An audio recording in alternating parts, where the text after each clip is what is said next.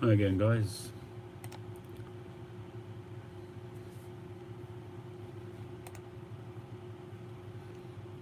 Pretty much there. Just finishing off writing some numbers out, but I basically think I've got everybody.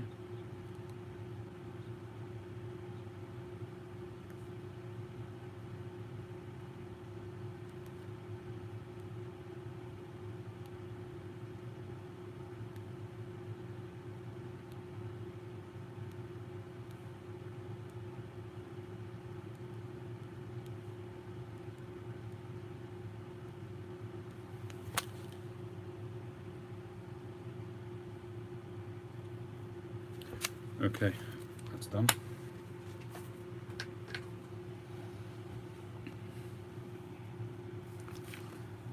Smoking a San Luis Rey Spanish Regional Edition. The Thesaurus.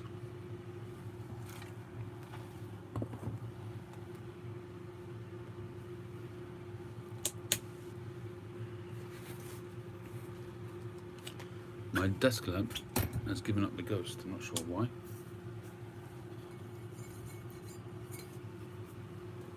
Oh, there we are. Bulb was loose for some reason. Hi, Brett.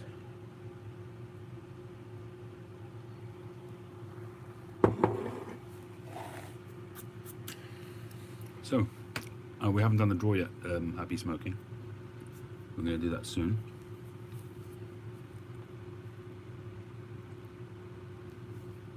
How's everybody been this weekend? Hey Andrew, how you doing?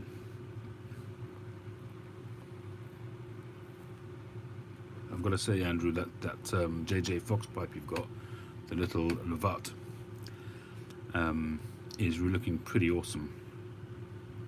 I'm not sure that I would have bought a JJ Fox pipe for that kind of money, but I actually, the more I see that pipe, the more I'm impressed with it.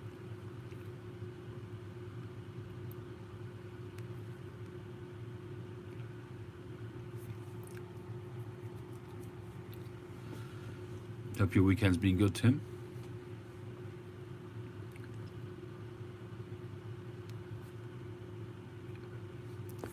The sandblast on that pipe reminds me of the pipe I got. Where is it? Hang on a second.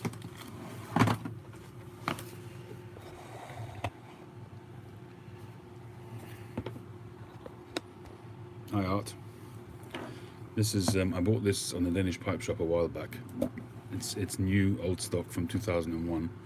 It's Richard Carlton Hacker signature edition from 2001.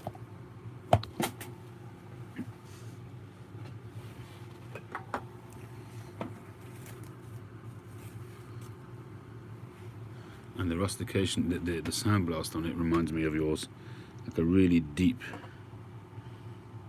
It's very unusual. It's got like almost like a spider's web kind of look to it. Very deep and craggy.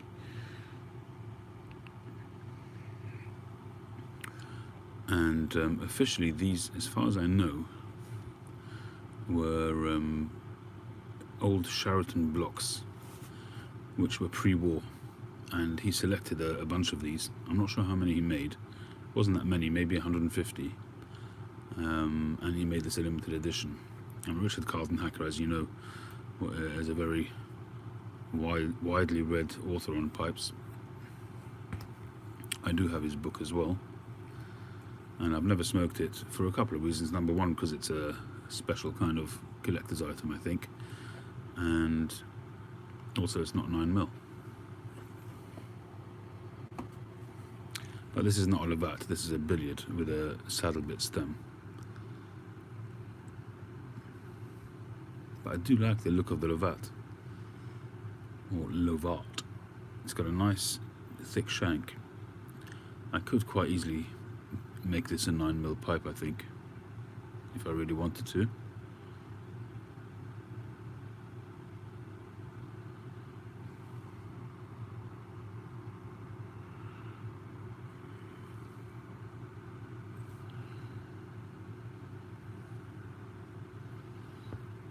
Hi Pirate.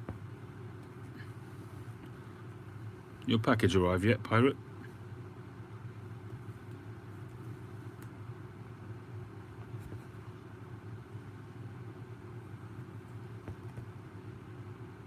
In Chicago? What's taking so long?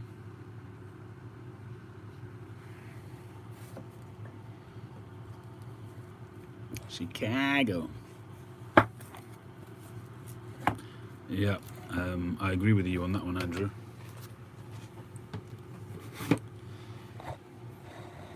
I really do like saddle bits.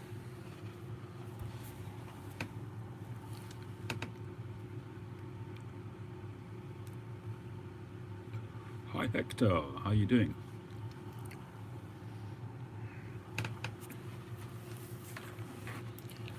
This cigar is from your neck of the woods. Well, it's not, it's from Cuba, but it's original edition around your neck of the woods.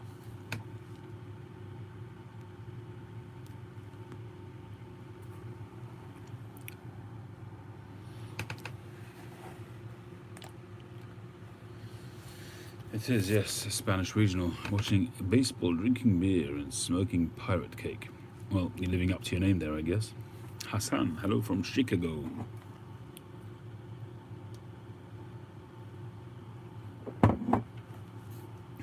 Nearly finished my coffee. I should have brought my flask up. It's snowing, wow. Hi Joe Fish, how you doing?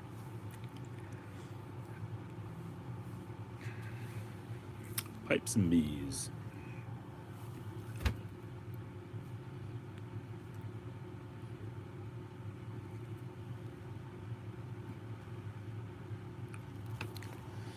Well, we actually broke into quite a few bottles of whiskey today. We had, over last night, we had a party to celebrate the birth of my grandson. We had a lot of people around, came around after the Friday night supper. And people coming in and out, friends, family, people in the community. Probably had about, all told, about 50, 60 people, maybe a bit more, coming in and out into the house. And they went through a fair few bottles of whiskey, I think. A lot of food, fruit, and just general good cheer.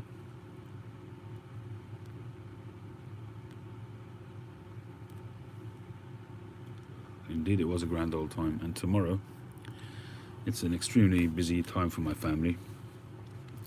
Tonight, in actual fact, is my oldest son's 13th birthday. So his bar mitzvah is actually today. Well, today is Sunday now. It's 1:20 in the morning here. So he is actually now officially bar mitzvah and considered a man legally in the Jewish religion. So I've got to be up early for that as well. There'll be a little celebration for him as well. Hi, Fat Roller.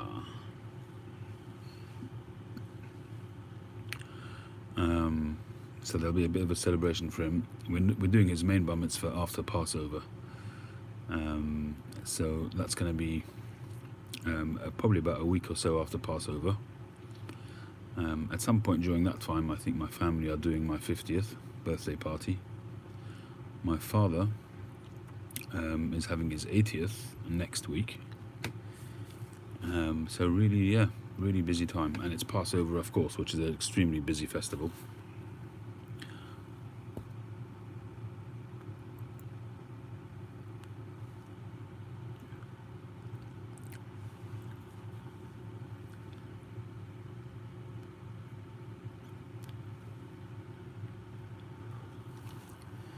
So it's always good to be busy with good and happy tidings.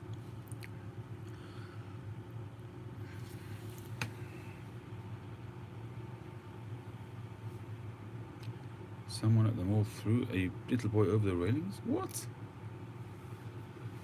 Why on earth would anybody do that?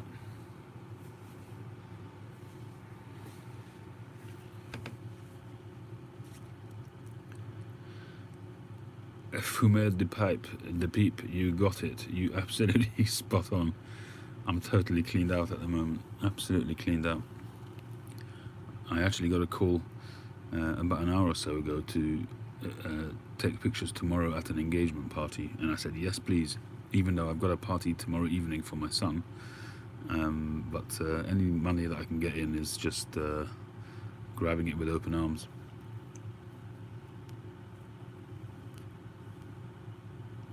Good evening, Tree. How are you doing?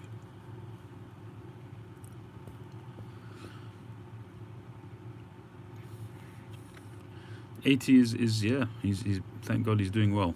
Although nowadays '80 is not so rare like it used to be, and I hope he'll be going strong for many years to come.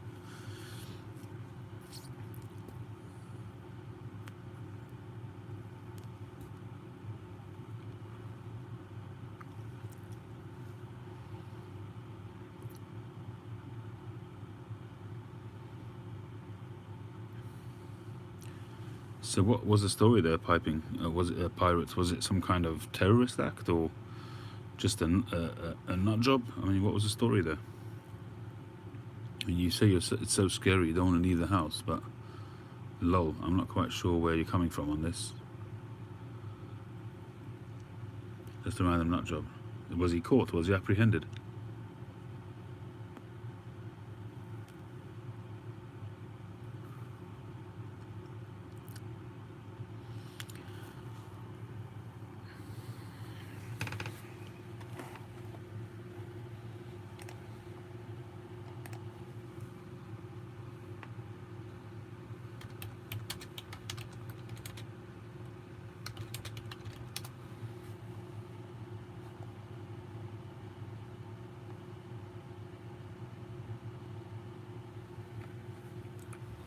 Well, there's the story.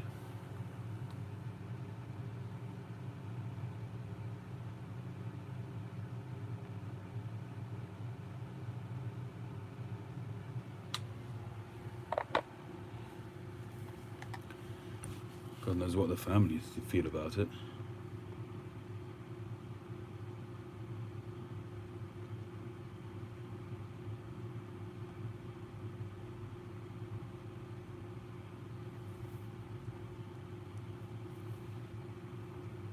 It says here this man was actually banned from the mall in the past, and he's got on record to have anger issues.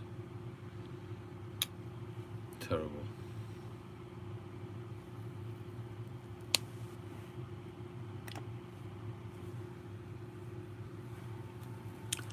Hai quella pipa accanto al humidor. Gnome Joe. I guess that's beardless Gnome Joe. How you doing?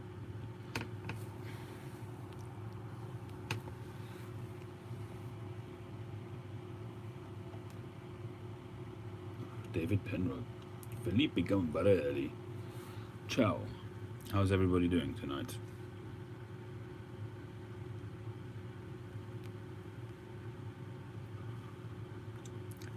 Doesn't sound like it was his own child.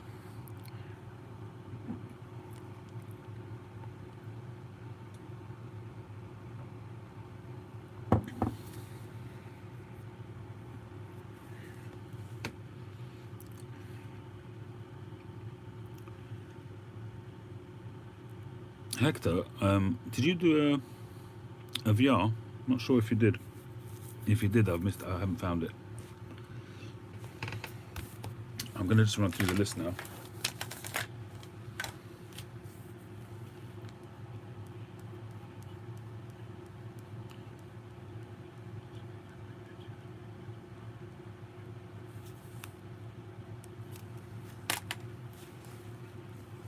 Good evening, Chad.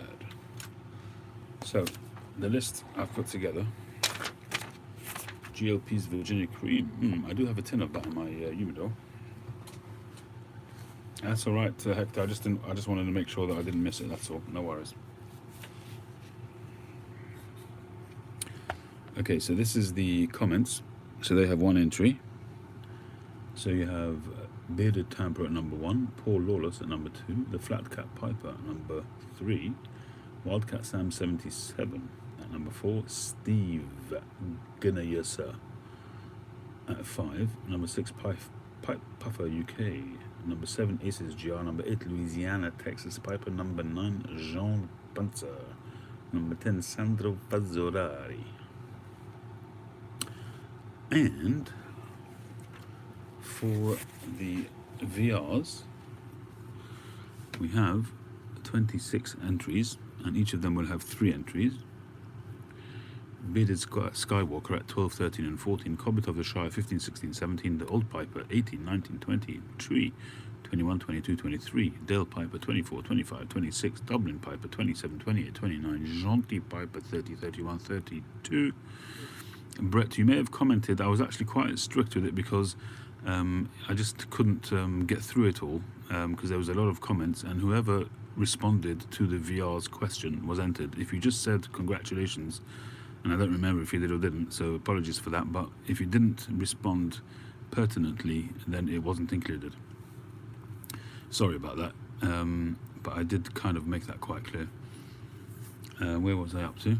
907 Piper 33, 34, 35, Ghost Cobb 36, 37, 38, Ladon Mott 39, 40, 41, Paps and Spirits 42, 43, 44, Jimmy Tabaki 45, 46, 47, Pipe and Tobacco Yanis 48, 49, 50, Four-Eyed Piper 51, 52, 53, Cigar Smoking Vets 54, 55, 56.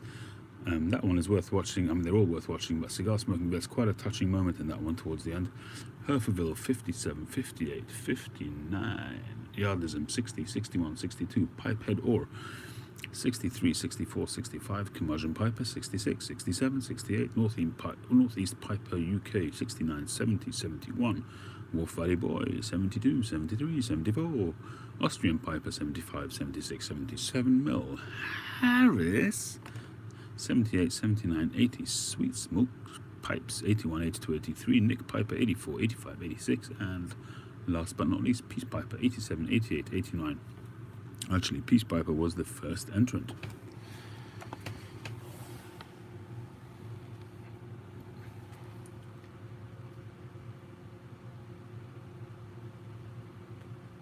Thanks, Cookout Northwest, appreciate that. Well, I can't account for the US postal, I'm afraid, and hopefully you'll get it safely in one piece.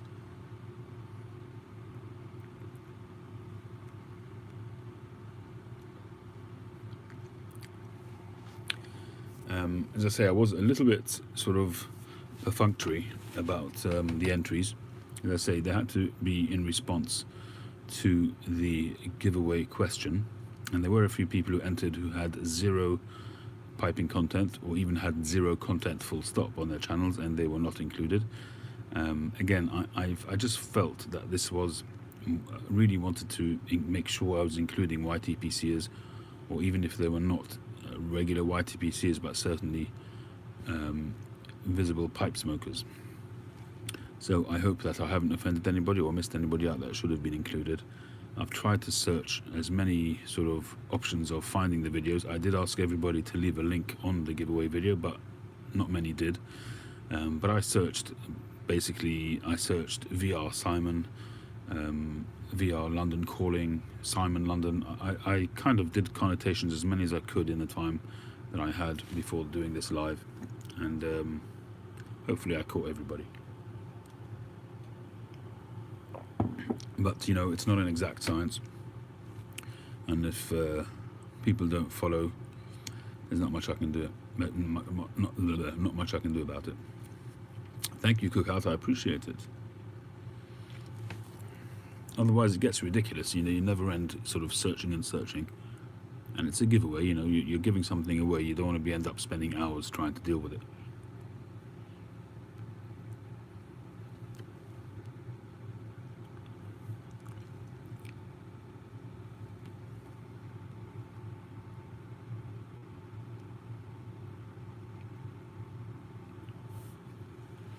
Rings of Fire.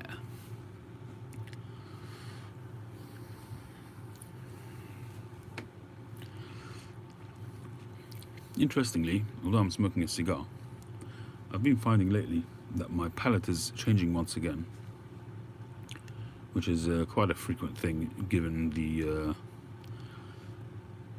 seasonal changes. And I haven't been enjoying my vapors as much recently, I must be honest.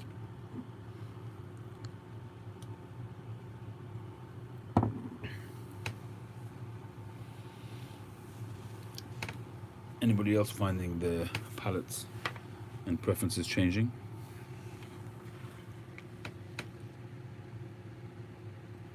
I've kind of been wanting to smoke blends which have got latakia but also some spiciness as well. So I might be trying to try out some more balcony kind of blends. Cheers, Joe.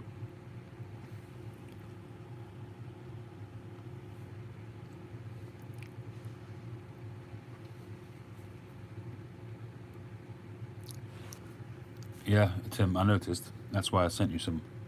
And I've been smoking cigars a lot more as well in the last couple of weeks. And I'm kind of tempted to try some more Orientals as well.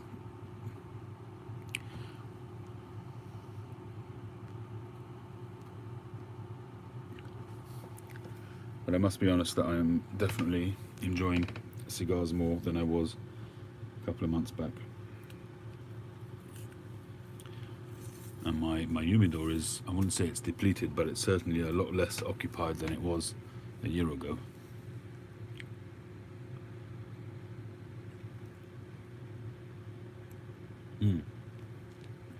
As you probably know, I'm not a big Davidoff fan, but there are some Davidoffs that I like. I've not smoked one of those before, so I'm glad you're liking it. I've got that box of cigars to try that a guy from a Facebook group sent me. So far, the ones that he sent that I've tried have been pretty good, although I wasn't a huge fan of the Davidoff, like a Churchill size. I think I did a video. It's on my channel. Hi, Meeks. Macanudo. The Oriental Dreams is your own one, isn't it, Tim?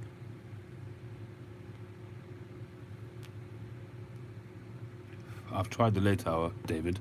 Not the not the Churchill. I've had the it's somewhere in between a Robusto and a Churchill. I actually enjoyed it a lot. There are a few exceptions with Davidoff. I do like the late hour. I've only ever had one, I think, but I do find the Davidoffs are just far too expensive. You know, you can buy them elsewhere cheaper. Davidoffs you can't. Davidoffs are expensive everywhere.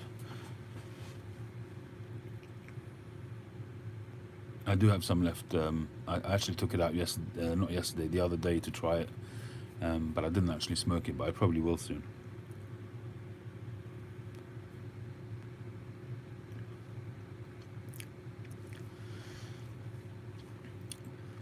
Yeah, I was always really put off by Davidoff. I just don't get their whole marketing sort of ploy.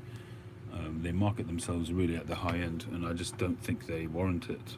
I'm not saying that they're not high-end cigars. I'm sure some of them are, if not a lot of them, but I just don't see why they warrant being 30, 40, 50 pounds for a cigar.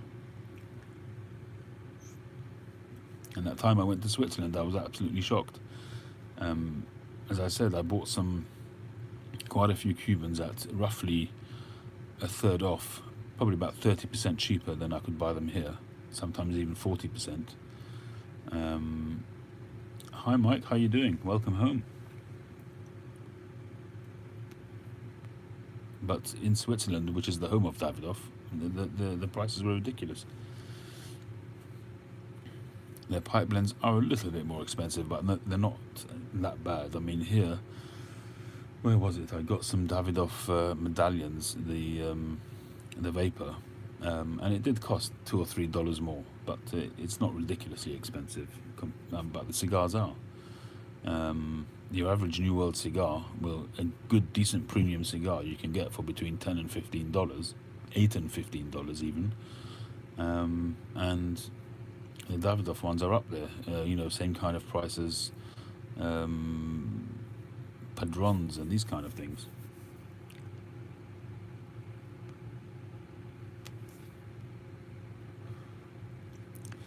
Pipe Man, hi there. I did comment earlier on that unless you responded, and I don't remember everybody, but if you were on there and you responded to the question in the giveaway, then you're on the list. If you just said hi, I'm in, but you didn't respond to the question, then you wouldn't have been included. I'm sorry about that. I have to really stick to the rules. And even, you know, some people who I consider friends, like yourself, no offense, but if you didn't respond to the GAW, then you're not in.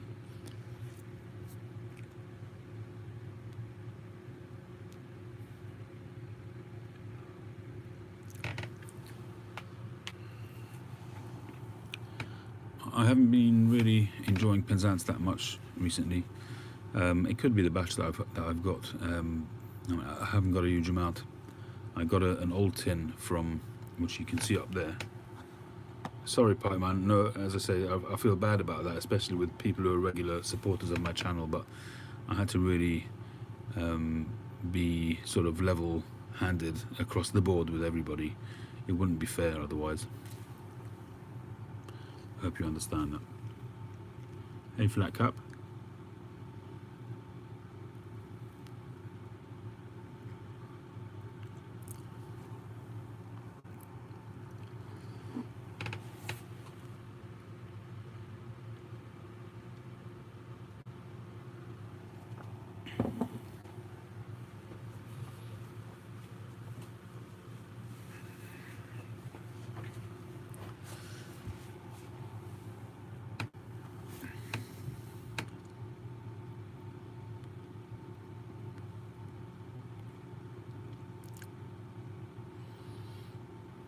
Smurfer, nearly 33. Hi, thanks for joining. We will check out your channel for sure.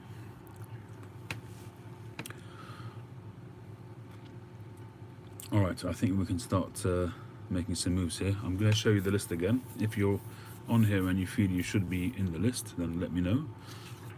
But I think I've caught everybody. So these are the... Ohio, how you doing?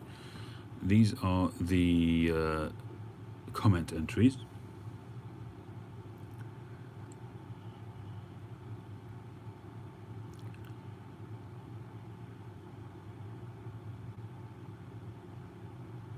Well, new or old doesn't stop you getting in if you respond to the giveaway video pertinently. So that's the comments. And these are the VRs. I don't know if you can see that. Yeah, you should be able to read it just. So there's 3 spots for each of the video responses and 1 spot for each comment. So we have from number 1 to number 89. Thank you, Meeks, appreciate that.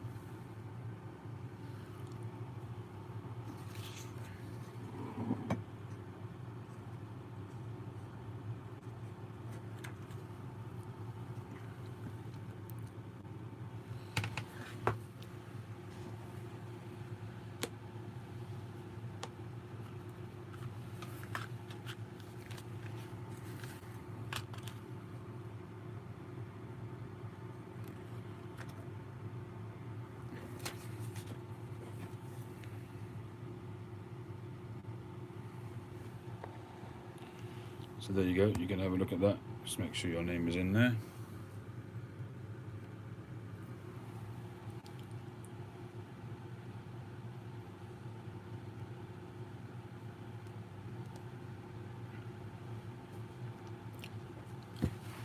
Are you number 74, Tim? Oh wow, cool. You're just a baby, born in 1974.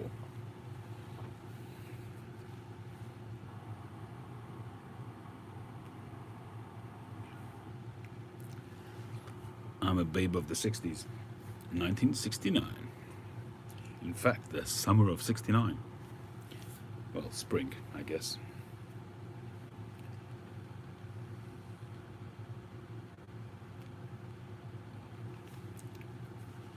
I'm almost a hippie.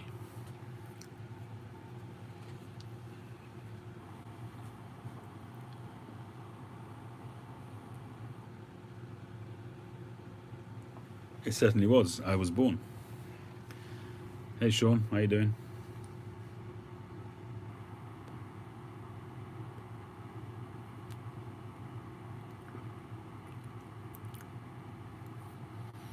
Punk rock teenager, yeah, that's me all the way. In it.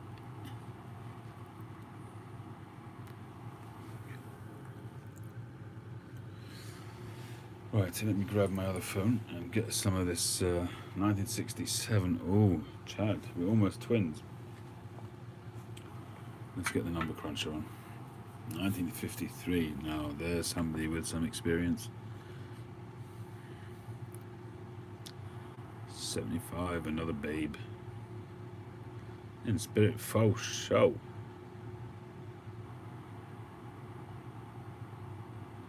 You did the AVR as well, Flat Cap? I didn't see that one. Did you leave a link on my giveaway video?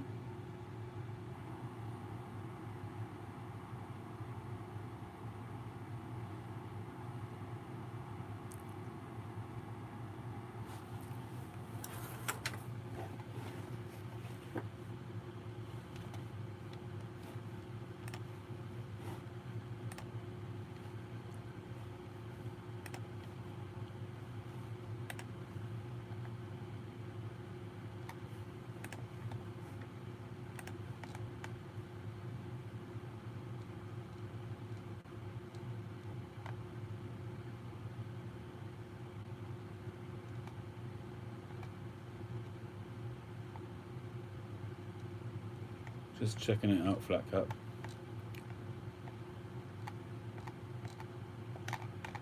So what I can see on the video is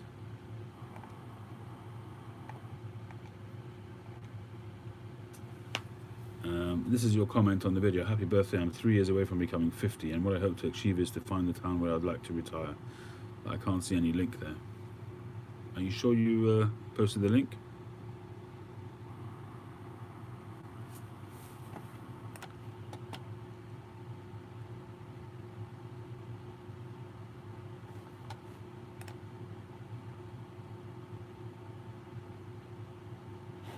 I'm just looking on your channel, but I can't see a VR on there either.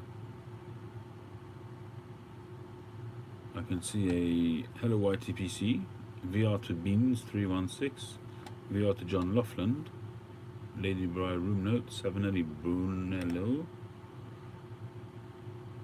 No, I can't see one. If you can help me out with that, I'll add you in another 2 more spots, but I can't see it. Oh yeah, there we go.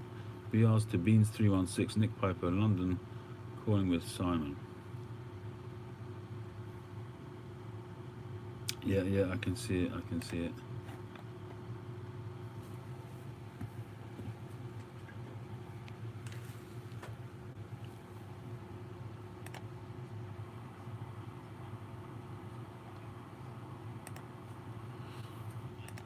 Okay, so I'm adding another couple of spots for you.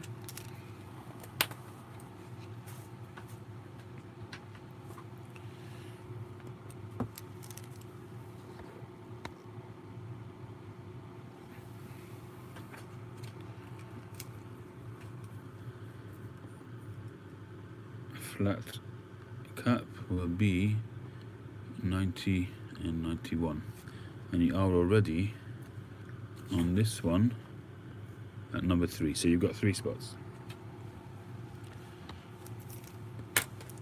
The drawing will be very soon. No fixed timing, we just chat, and when it happens, it happens.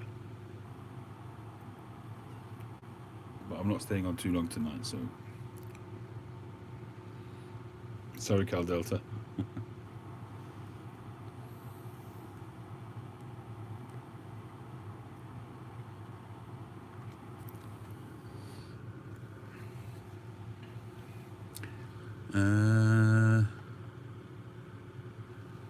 Good question, Andrew. Because I think I did see your VR, but somehow it didn't come up on my search. Hang on. I'm pretty sure I watched it. Yeah, there it is. Okay, so putting in 3 spots for you too, my friend. I'm glad you were on to see this, so that way you've put me right.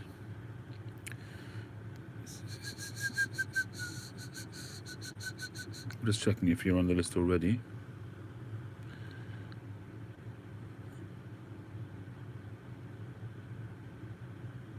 Nope. Okay, so number 92, 93, 94 is Andrew Sirigliano. I don't know if I've spelled that right, but there we go. That'll do. Sam, where's my VR?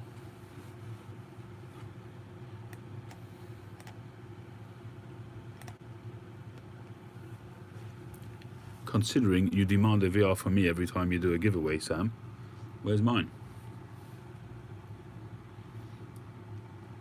You didn't want to do one. Why not?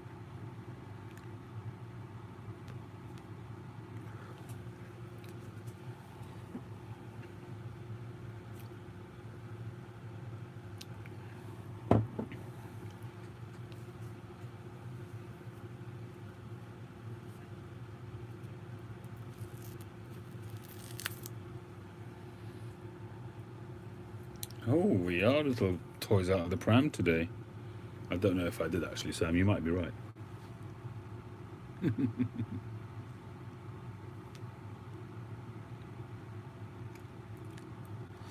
No, Smurfinelli, it is now closed.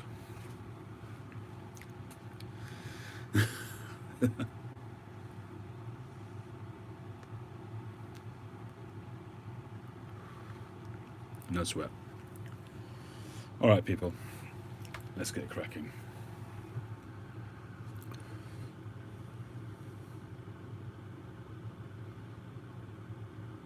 Where's my number cruncher? So we have 94. Hi Dublin, how you doing?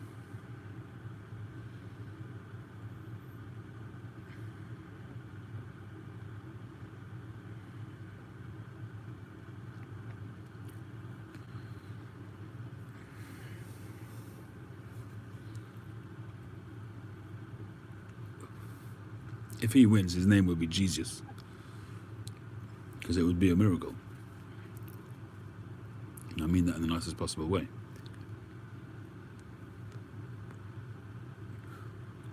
Truth is that somebody, one of the guys on, I think it's called Rich Smoke, I think his channel is, and he's, you're right, Hector, sorry. He decided to stop smoking a pipe, and he said he's sending me, I think he's sending me 4 pipes and a couple of tins of tobacco. And I said I would give them away, but they haven't arrived yet. So really what I was going to do was actually, I intended to do sort of some second and third place draws, so I might do that another time. I'll have to wait until I get the package and see what condition they're in, and you know, if there's something that I'm happy to pass on.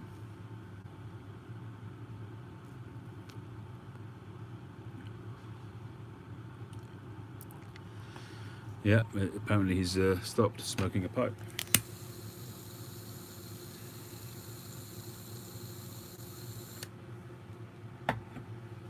Well, that's what he said.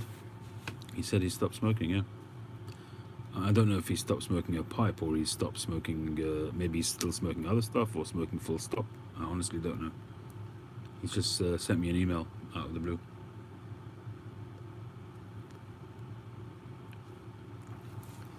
He sent it off on he sent it off, I think, yesterday, so it should arrive tomorrow, Monday.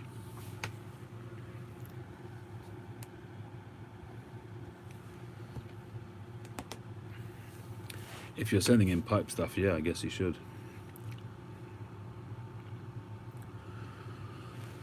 Okie dokie.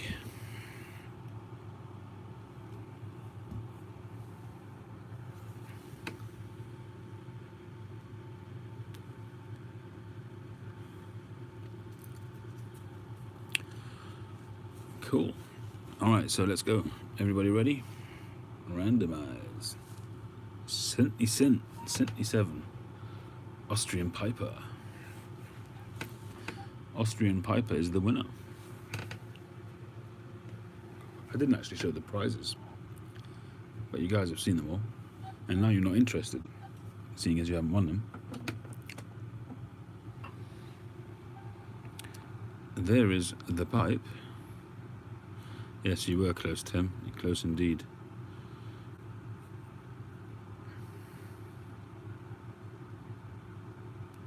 It really is a nice pipe. I'm going to have to try and make another one of these. I wish I wouldn't have had to do that bit, but there you go, didn't have a choice really. But otherwise, I was very happy with the way this worked out as well.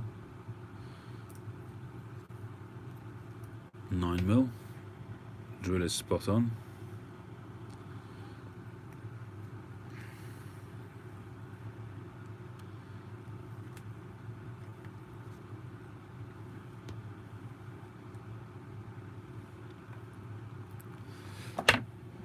I have actually seen the Blitz, and I see them on eBay and on Amazon, 200 count bags. And I've been tempted, but I haven't yet so far.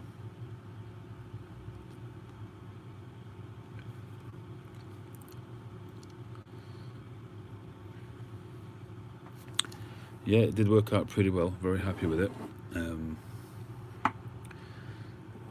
I was almost going to smoke it tonight.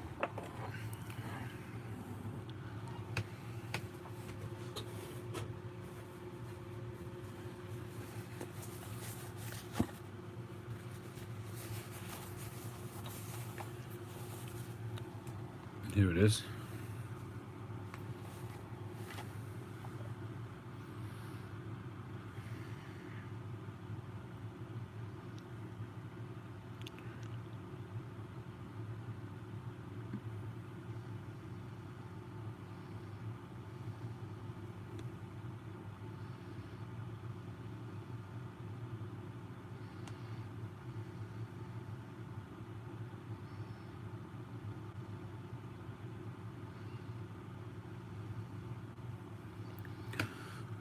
I've always wanted to do like a ball kind of shape. I originally, the first one that I fell in love with was, I mentioned this in one of my videos before, JD's smoking pipes. He made one for Drop Bear Woodworks for Jason out in Australia, and I fell in love with that shape as soon as I saw it.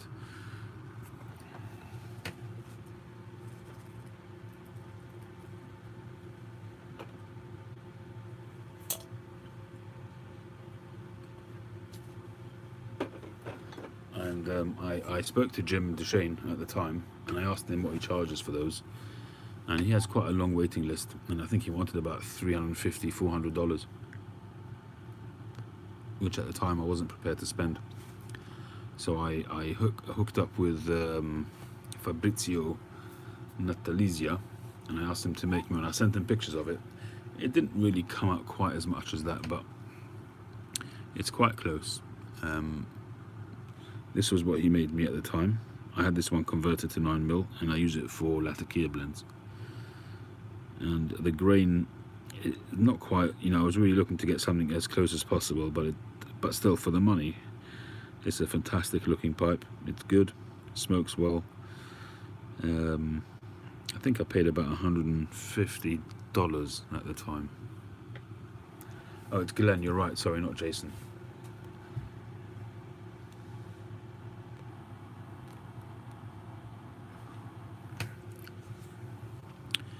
In actual fact, you talk about this being a sitter.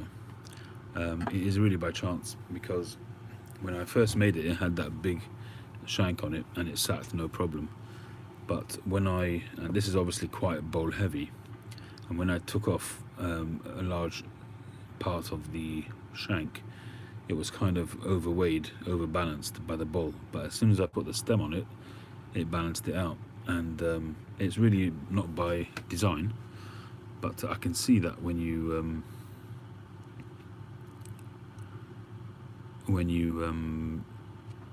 look at some of the artisan pipes, you know, some of the expensive ones, all of that kind of stuff is really taken into account, and the balance of the pipes is also quite a big thing. And you don't always see it in a picture, but when you hold an artisan pipe, if it's been made with every sort of consideration, that's certainly one of the considerations will be the balance of the pipe. And that's something which obviously I'll be looking to try and do in the future. At the moment, I'm just really happy if I can get a fairly decent shape out of it.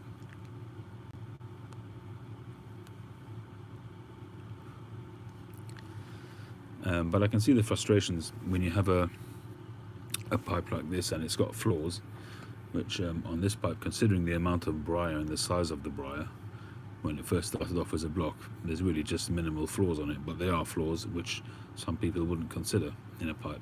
They wouldn't buy a pipe like this because of them. But sometimes you can understand when you have a big artisan pipe, some of those stunning ones with straight grain, you can understand why they might be $1,000. In the past, I always used to think to myself, can a pipe really be worth that kind of money? You know, you've got some on the Danish pipe shop for 15,000 euros, 17,000 euros. I still don't think that any pipe is worth that kind of money, but I can see why it would be worth more than $100. I can see why a pipe would be worth $500, $600, $700. You know, and something really exceptional, maybe even $1,000, $2,000, 15 to 17,000. I can't get with that at all. Cheers, Chad. Thanks a lot. Thanks for joining. Yeah, it definitely is, Meeks. It's a nice feeling smoking a pipe that you've made.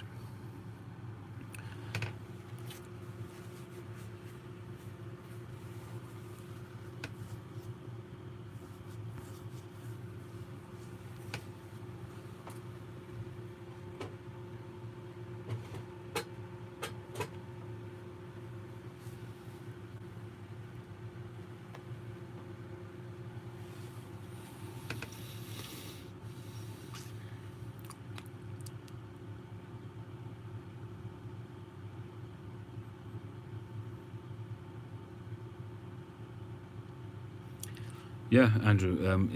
As I was saying, it does change my perspective, no question about it. I had been in the past quite critical about it. I was also quite vocal about how, and I could see how that would happen very quickly because I've done it myself. I put this on eBay as on YouTube for sale for £200, and there was absolutely no interest on it, and I can understand that. I'm not even a carver yet. It's really expensive, but when you take into consideration, number one, when you have an exceptional piece of briar, that's number one, because they're so rare, and you'll have the real high-end carvers, the amount of briar they throw away because it just doesn't make muster, you know, for the standards that they hold for themselves. So that's number one. As I mentioned before in the video, I had actually, which Cobbett of the Shire, Stephen, he has my Paul Menard pot. That was my first commission from Paul Menard, and he says that he went through 5 pieces of briar before he got to that, and you can understand that, especially also if you somebody might make a high-end pipe and may have gone through even 10 blocks to get to that perfection. That costs money, so they've got to recoup that somehow.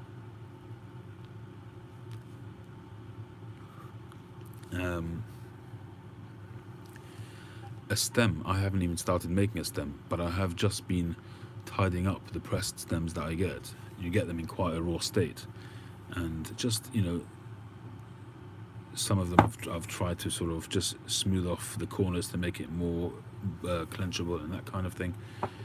And it's so easy to wreck a stem, you know, one swipe of the sandpaper in the wrong direction, in the wrong place, and you can wreck a stem very easily, because it really does shape very quickly with sandpaper. But taking a circular rod and making it into a piece of art, really, I can fully, it is 9mm, yeah. This particular stem is not, but I've made it with another stem. I think it's in here somewhere, yeah. This stem is 9mm, and when I originally made it, I made it so that it can take both.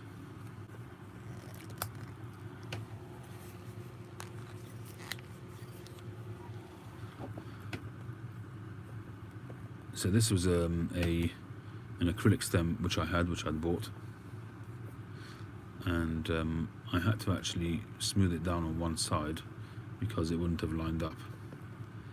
So if you have a look, you can see that it dips very slightly there, and I actually had to sand this one down and then buff it, and it actually came up a lot sort of nicer and shinier than it was when I bought it.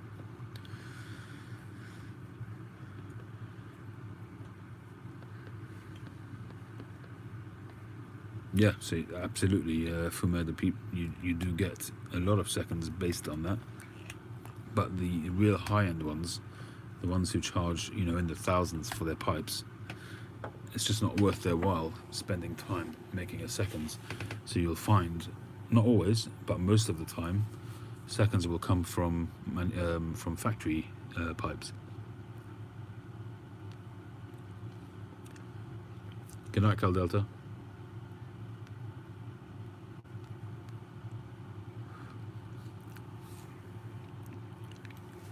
So you'll get things like Rossi pipes, for instance, or originally Parker pipes, and Hardcastle, I think, originally started that way. Firms like that, where they would put out their sort of lower cost lines. So the Rossi coming from the Savinelli house, I think, originally, and perhaps still does. I'm not sure of that.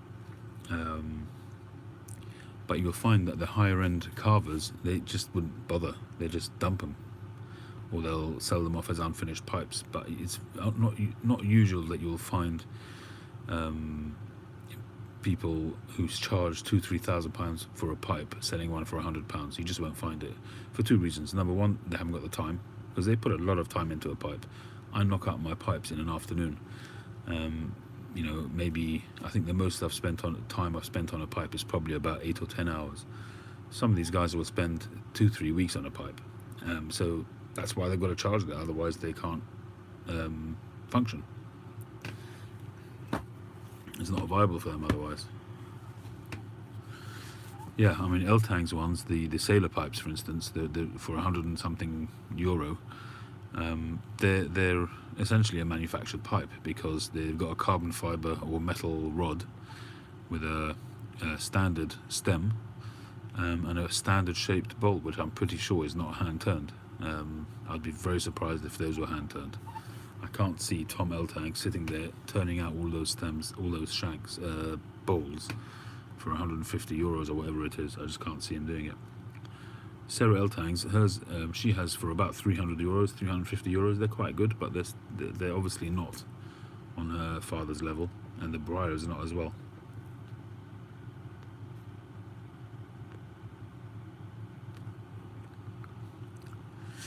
Yeah, you don't see them so much, the Porsche pipes, like you used to. You used to see them a lot more. But that's a design thing. They're probably quite cool to smoke, because it probably has a radiator effect in terms of heat dispersal. But I've never really been tempted to buy them. Absolutely, Daniel. If you want to get a Savinelli quality pipe, you know, really cheaply, Rossi is the way to go.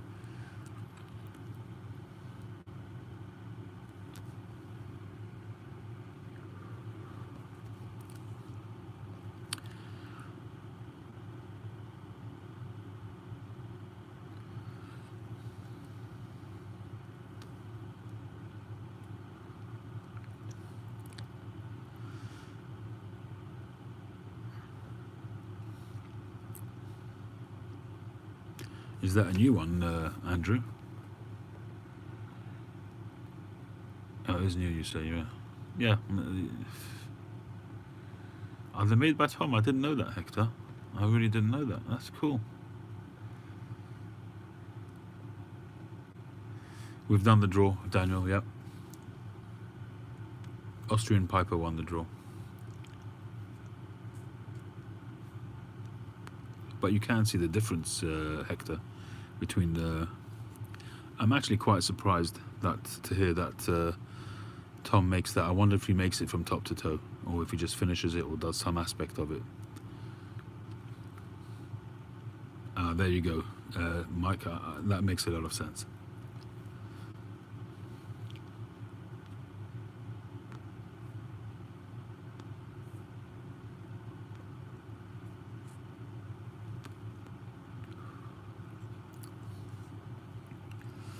Hi David, thanks for joining. Yeah, that really does make a lot of sense. You can see the difference between those pipes, the Sarah El Tang pipes and his pipes, no question.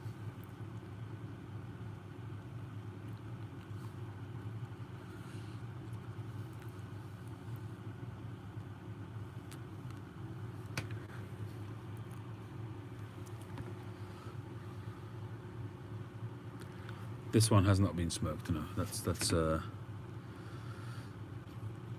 Yeah, but I think that makes sense as well that they're pre-molded stems. But I think the shapes also, you can see a difference.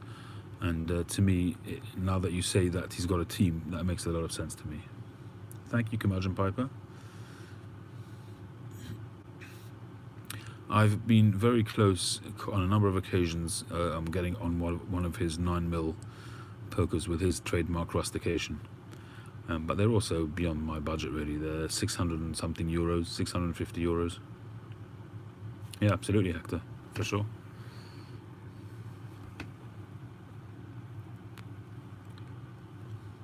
$350 is still a lot of money to me. That's still just out of my budget for pipes, generally speaking. I think the most I've ever spent on a pipe is the Stubby Dublin, the Dunhill, which I bought new. And it's the only Dunhill I've ever bought new, and probably will be the only Dunhill I buy new. And I wouldn't say that I regretted it, but with more experience, I wouldn't do it again. The concept of buying that Stubby Dublin was to have a compact pipe that I could take away with me wherever I go. But in reality, if I had the choice again, also the grain, the ring grain on it was really beautiful. The sandblast on it is really nice, and it's a lovely, it's a nice pipe. It's got a lovely Cumberland stem. It ticked a lot of boxes for me, and it's a great pipe. But if I was to do that again, and I had the money available, I would probably just get a more classical with a longer shank rather than a Stubby Dublin.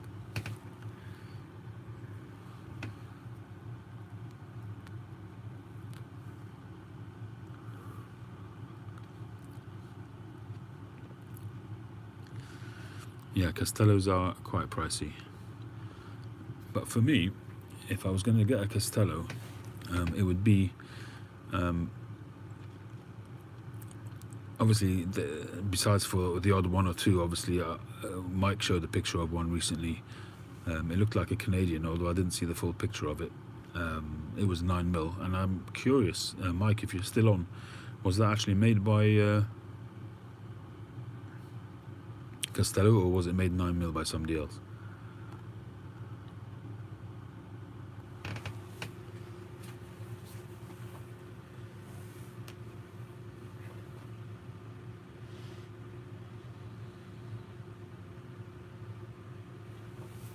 Was that on YouTube, Hector?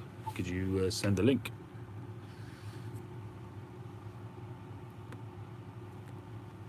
Yeah, OCD, I agree with you. But I've got to tell you that unless you're buying it on eBay or somewhere like that, they're still really expensive. If you're going to buy an expensive mark, an expensive brand on a legitimate website, they're still quite expensive. Daniel, generally speaking, I'm not a Peterson fan.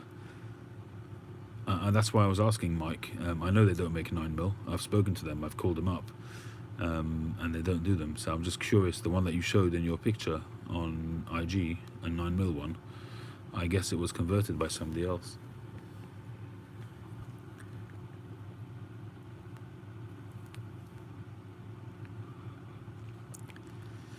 When I say I don't like Peterson pipes, I don't like the ones that I've had. Let me put it that way. Yeah, I figured as much, Mike. I was just wondering about it. Good night, Tim. Thanks for joining. I've had 3 or 4 Peterson pipes, and I've not had good experience with any of them.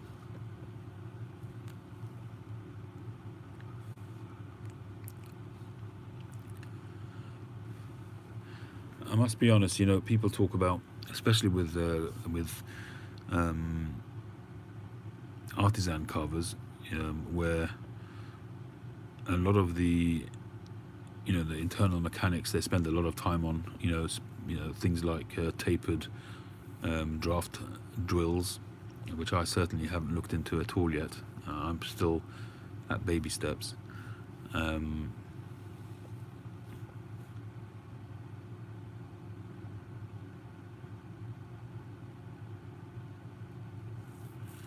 Yeah, David, I'm not yet at that stage. I don't think I'm not ready for that yet. If it progresses well enough, then I will probably have a logo made at some point. I really would like to have one, but at the moment I'm just stamping them LC for London Calling. Tim, if you're still on, by the way, I forgot to stamp yours. If you want me to, you can send it back to me and I'll stamp it.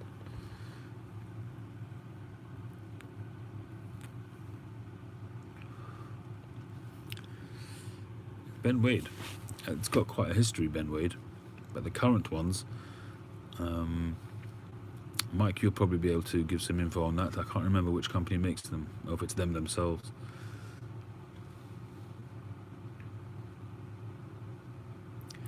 Yeah, I hear that, Andrew. They do have a really nice rustication, and it's something which I want to try. A lot of the Italian style rustications are quite similar. Castello, Ascorti, Caminetto, they all come from the same sort of historic origin, pretty much, same families, a lot of them,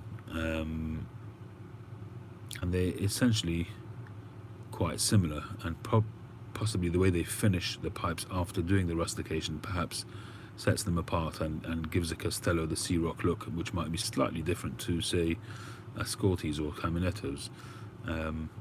What I like about the Castellos, what really makes them stand out for me, is the briar.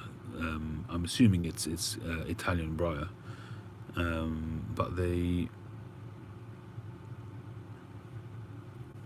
have this certain brightness to the briar, and I just like that.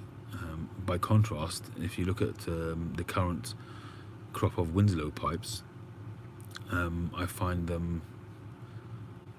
their briar not as good. To me, it's got a certain look to it, and I can recognize the briar when I see it.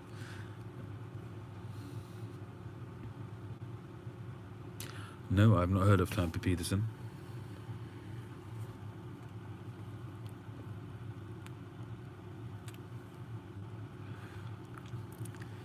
I think also with the Castellos, I like the way they cut the top of the rim. I'm a sucker for a straight cut, a really sharp cut rim. One of the things I liked about my Soren Refberg bent billiard, one of the first pipes that I bought, which I sadly sold recently.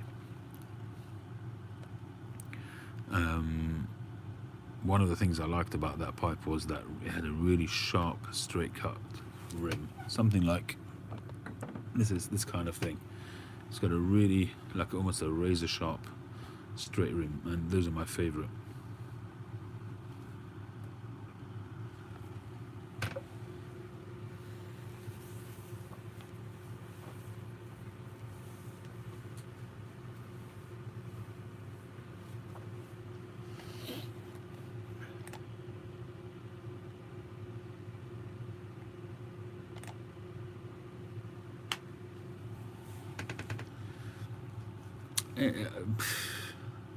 It's a style, Hector, I guess. Each one wants to stand out in their own way.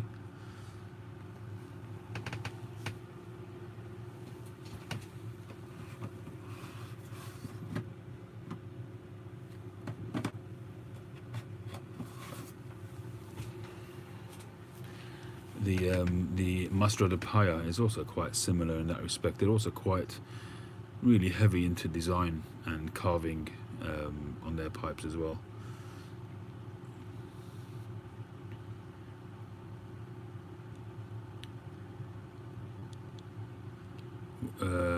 The London Limited, which one is that, Daniel? Not with you.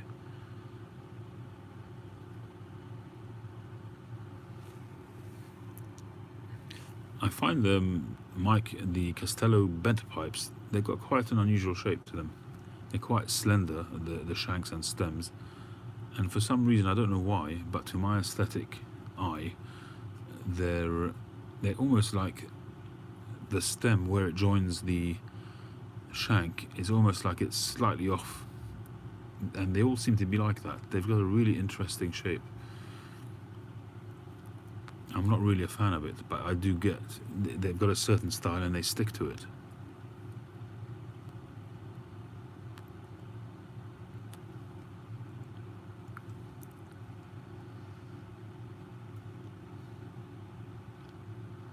I'm not sure which one that is, Daniel. What make is it?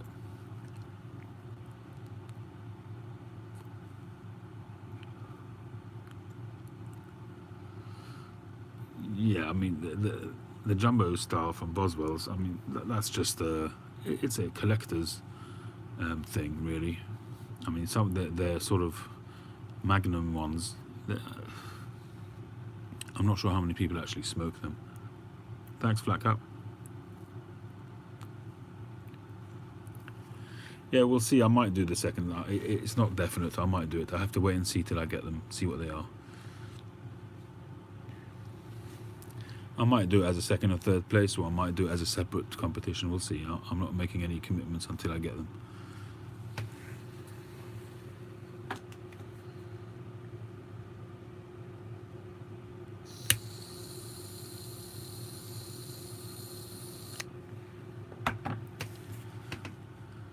Costello 55, the only hawkbill pipe I like. Well, I'm not sure I'd call a 55 a hawkbill. I actually like the hawkbill. When I first saw the hawkbill, I thought it was weird, and I really thought it was completely haphazard and a weird shape, and it just didn't fit in with any kind of sort of symmetrical aesthetics. But after seeing them time and time again and watching them, I really actually do like the hawkbill shape, but some of them are just not good. They're just not implemented well. One of the best hawkbills that I've ever seen consistently, those are made by Dr. Bob. Absolutely love his hawkbills. His rustication is phenomenal. I don't know how he does it, how he makes that sort of that worm, like a brainy kind of, it looks like a brain texture, if that makes any sense, like a walnut kind of thing. And it's so smooth yet rusticated. I just don't know how he does that, but it looks amazing. I actually contacted him and I asked him if he'd make me a 9mm hawkbill, and he said he would. Initially he said he would, and then he said after looking into it, he said it's just too difficult because of the shape.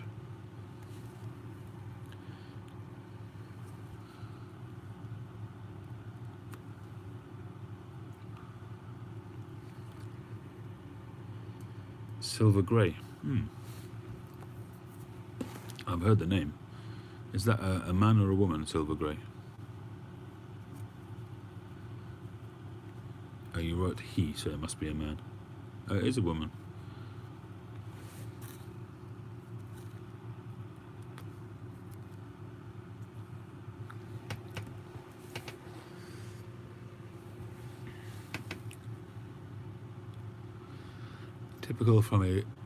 Different from a typical whimsical hawkbill. I love your turn of phrase, Hector. Awesome.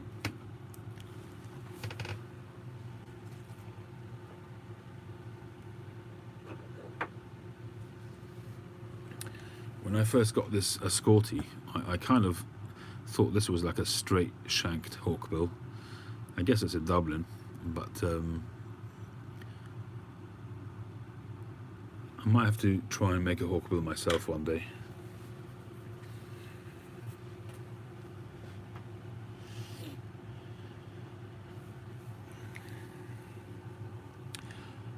Well, I tend to do pressing quite differently to most other people. I've mentioned this many times on my channel. I do my pressing as I was guided by Glenn Quelch, who previously owned GQ Tobaccos.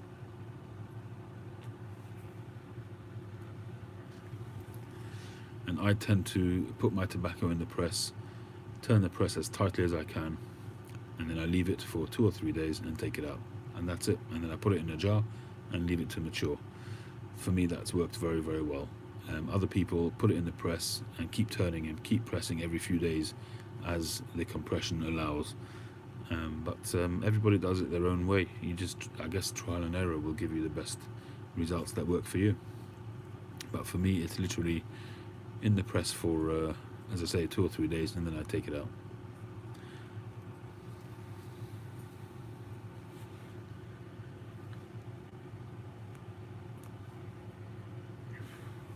That's interesting to hear that, Hector. I'm not sure, I need to know what you're referring to, Daniel. I don't know which one you mean.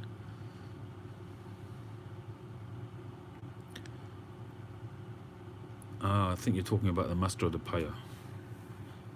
Let me see if this is the one you mean.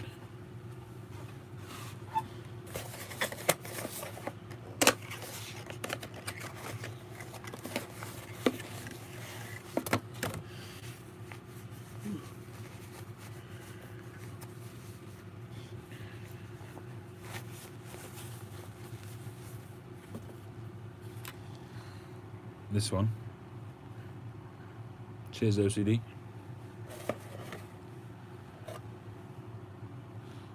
This is a Mastro de Paya, which I got when Mastro de Paya came and visited the Pipe Club of London a couple of months back, probably about 3 months ago now.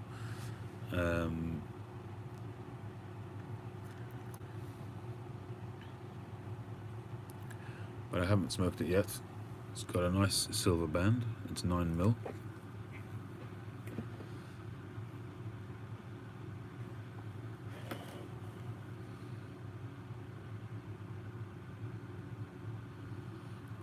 But it is quite a calabash kind of shape, and the drill really certainly looks like that. They've had the challenge on the drill on this one.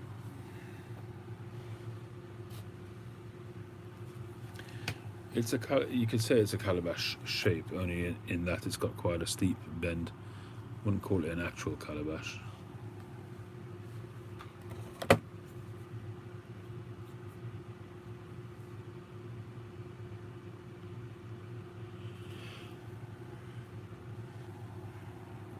But the drill, where's the light? The drill is really good, actually. The drill is right center, right at the bottom of the bowl.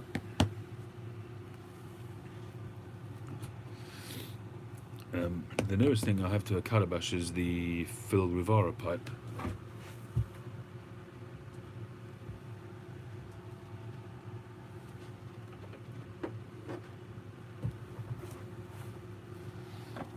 That's the Phil Rivara calabash, and this one actually is more of a proper calabash. It has a removable bowl, and it's actually a beautiful pipe. It's got beautiful grain.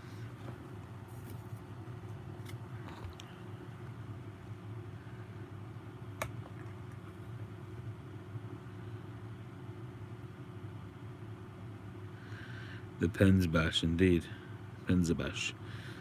I think I've smoked pretty much Penzance in this, only Penzance. I might have put some special Atakia flake in it once or twice, but generally I've smoked Penzance in this one.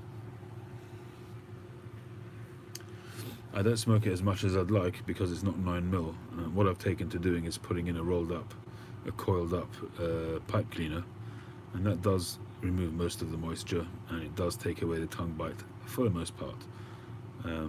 But it's okay for a short smoke.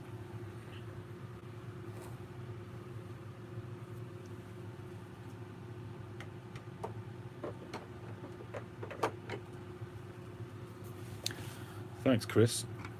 I won't agree with you on that, but I appreciate the compliment. Hi, Sea Smokes. How you doing?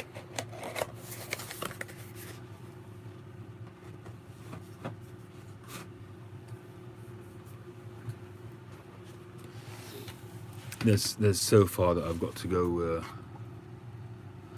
with my pipe making.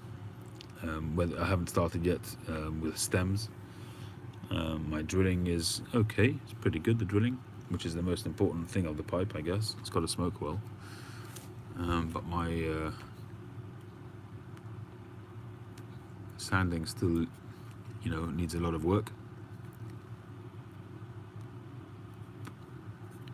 And I'm very limited with my sanding, because the sanding wheel that I've got, it limits me quite a bit, and I'm still way away from making a pipe like, say a pipe like this, because I am still not able to sand a round shape.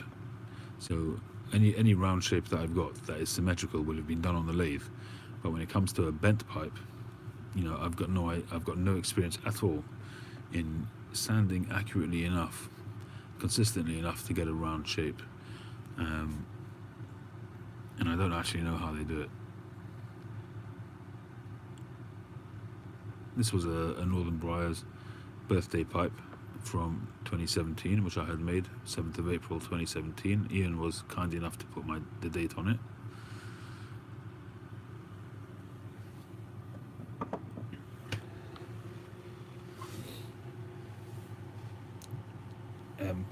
Probably could be made into a 9mm, that calabash, but it would probably have to be sent back. Cheers, Daniel. It would probably have to be sent back for Rivara for that. Yeah, Meeks, that's a good idea. I should really do something like that. The giveaway was won by Austrian Piper. Wow, it's 2:30 already. Okay, guys, I've got to be up pretty early. The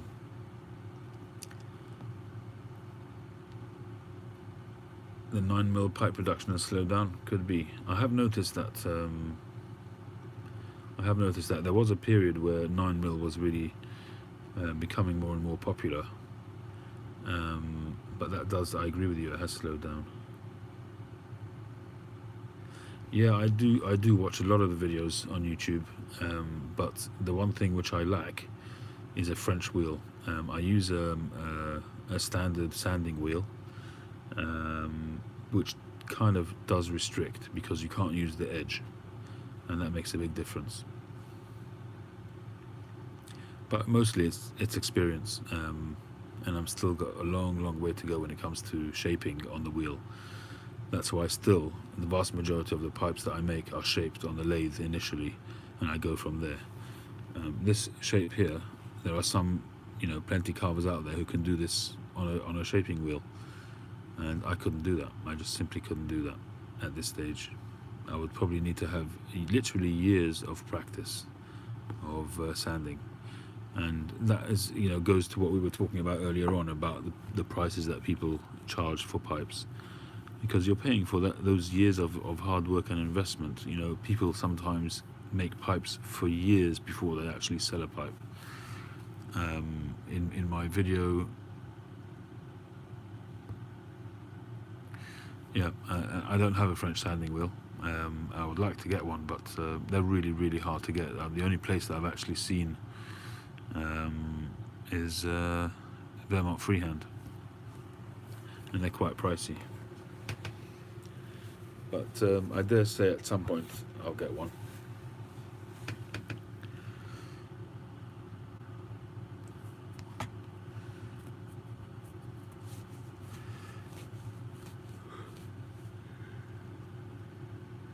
In my video that I did at Blakemar Briars recently, I was talking to Mike Billington, and he was saying that he apprenticed for his uncle at Blakemar Briars for something like 4 years or more before he actually produced a whole complete pipe.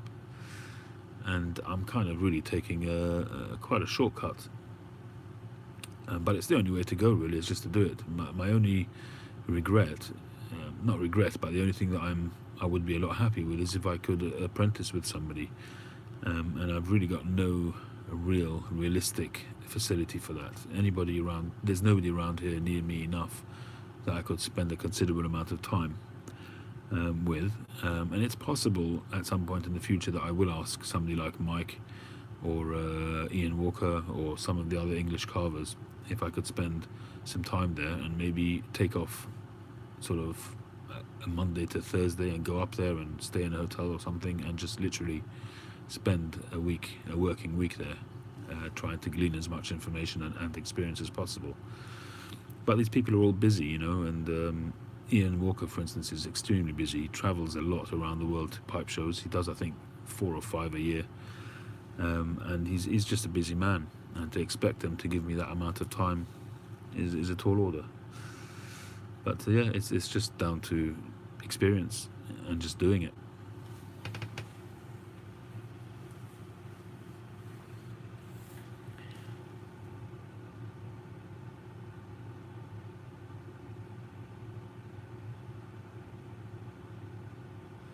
I'm not following what you're saying, David. I'm more than happy to get critique and constructive criticism and feedback, but I'm not quite getting your point.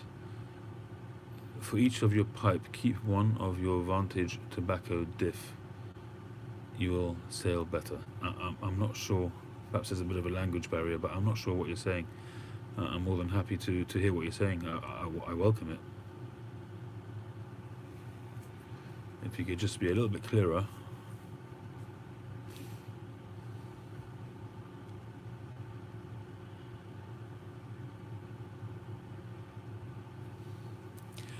Yeah, Mike, absolutely. When I'm at a point when I can do that, take enough time off of my life to spend, say, a week somewhere, I would love to do that. I just, at this moment in time in my life, I just can't do it. I've got too many commitments, family, work, all of that, funds, just would be too difficult at the moment.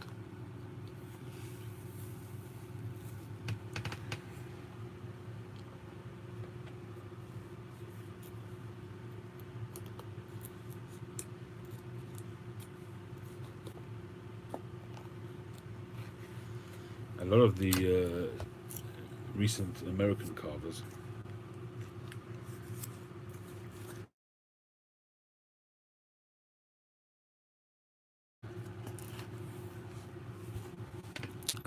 sort of journey into pipe making, a lot of them talk about one guy in particular who they've done training with. I can't at the minute remember who that is. I'm sure Mike you'll be able to tell me.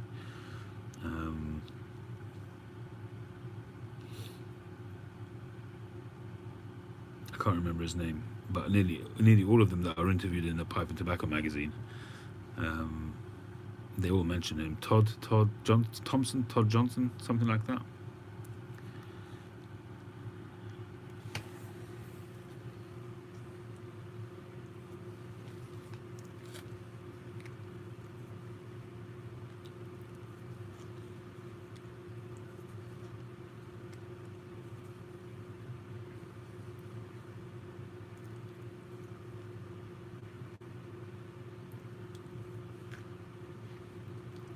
Todd Johnson, I think that's who it is.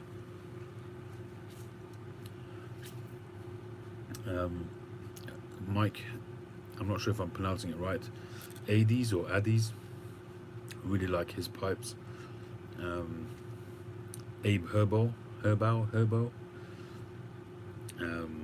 lot of these people credit Todd Johnson with being an inspiration to them. Jay Allen, I think he also apprenticed with him for a while.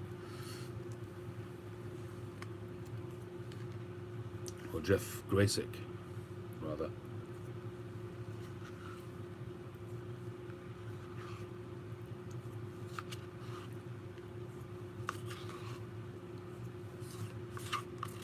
Thanks, Wildcat.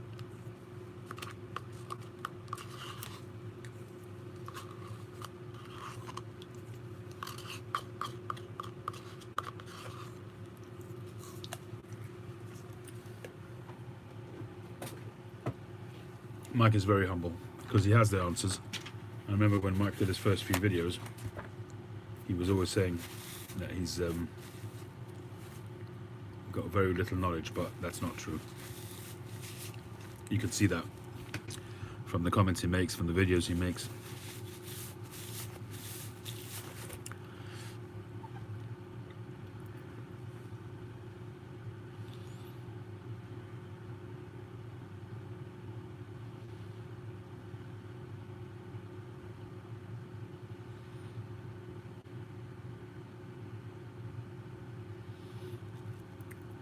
Sorry, David. It's definitely a language barrier.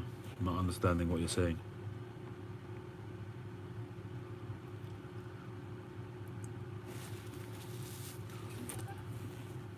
Mike Butera has got some stunning, I don't know if he carves anymore, but he's got some stunning sand blasted pipes.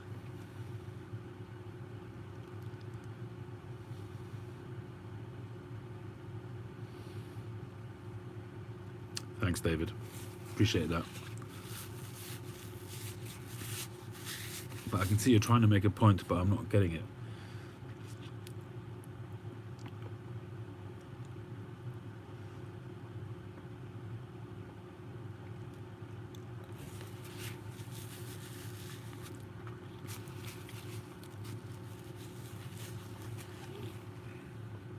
Does he still make pipes, Mike Butera?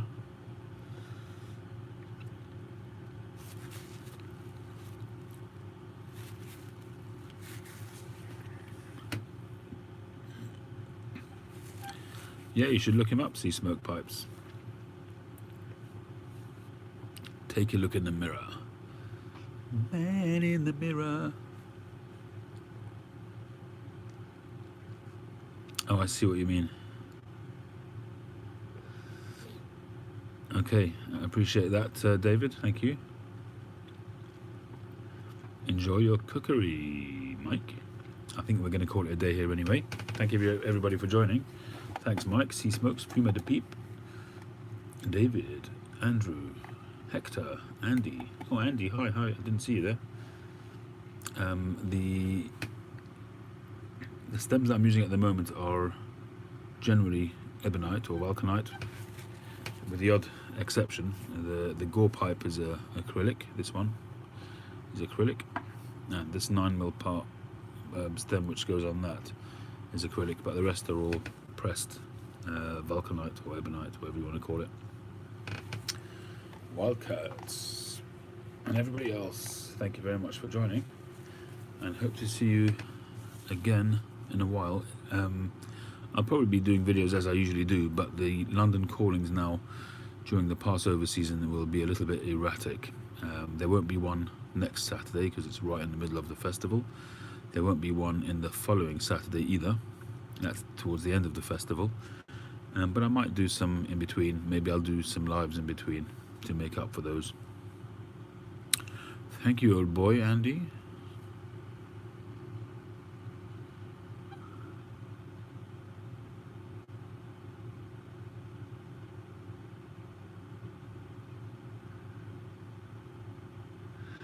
Yeah, you're right. I don't understand it. But I appreciate the comments, David. I appreciate the support.